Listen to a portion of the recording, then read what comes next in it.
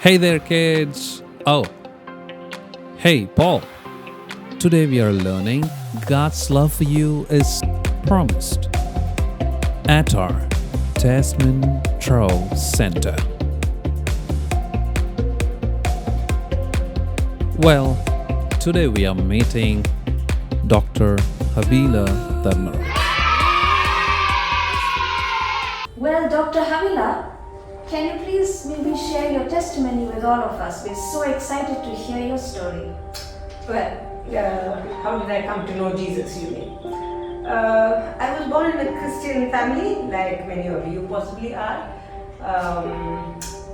Being a single child, I remember being taken off to every Sunday morning meeting, revival meeting, gospel meeting, Bible study.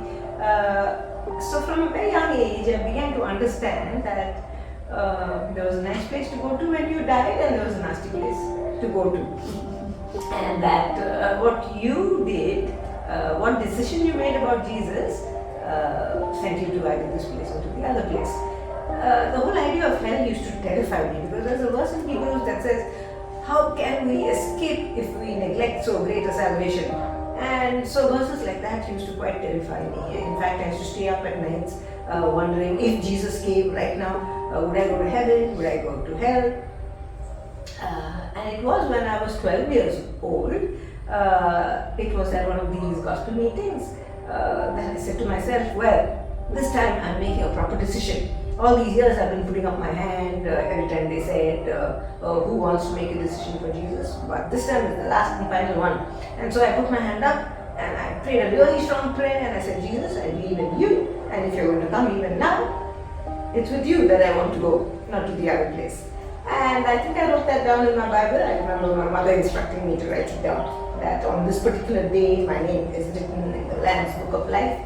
And so once I wrote it down, I think I was sure of my salvation, sure that I would be with Jesus when I died, and that right through this life, that Jesus would walk with me. So I think that is the age at which I became a Christian. Even though in my family we've been Christians for 3 generations previous, I think it was at age 12 that I properly became a member of the family of God.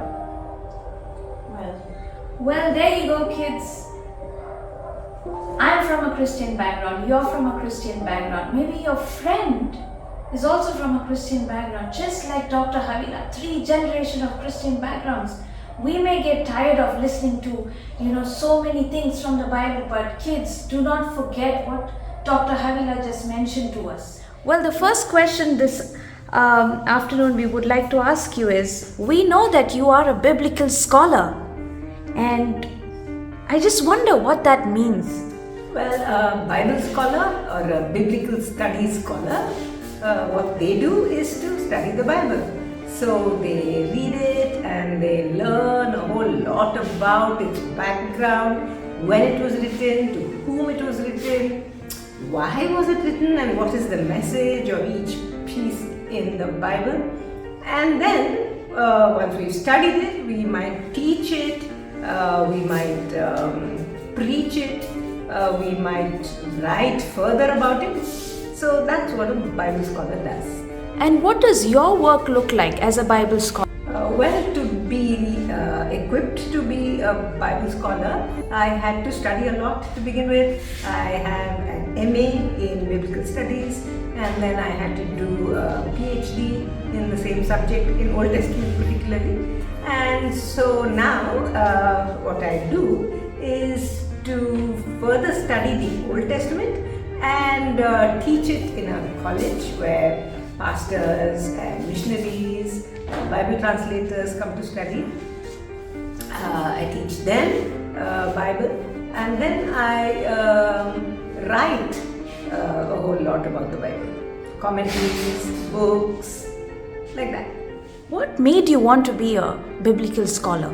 Well, I have always been doing Bible. There was a time when I used to teach chemistry to teenagers like you in school. And that was for a whole 10 years. But as I kept teaching, I realized that while teaching was something I wanted to do, what I wanted to teach was not chemistry but Bible. And so, somewhere along the way, I switched from chemistry to Bible. And the reason why I was always interested in Bible goes right back to when I was about 10 years old, which some of you might be. When I was 10, I attended a series of Bible studies on Wednesday evenings in my church. And there was this gentleman who was doing a study on the book of Exodus. And I said to myself, how fascinating this is. I didn't know all of this was in the Bible. And that got me really interested in Old Testament. And I always wished that someday, one day, I would do nothing but study Bible. And I'm so glad that that dream of mine, God made it come true. Well, Dr. Havilah, you just mentioned a dream that came true. Well, we are just curious to know, in your childhood, maybe when you were around 10 years old, like you mentioned, was there any promise that you received from God in your life that you held on to that has finally come true? Well, I grew up as a single child and there was a whole lot of pressure on me to perform well in school exams. So I turned into a little bit of a nerdy schoolgirl, I should say.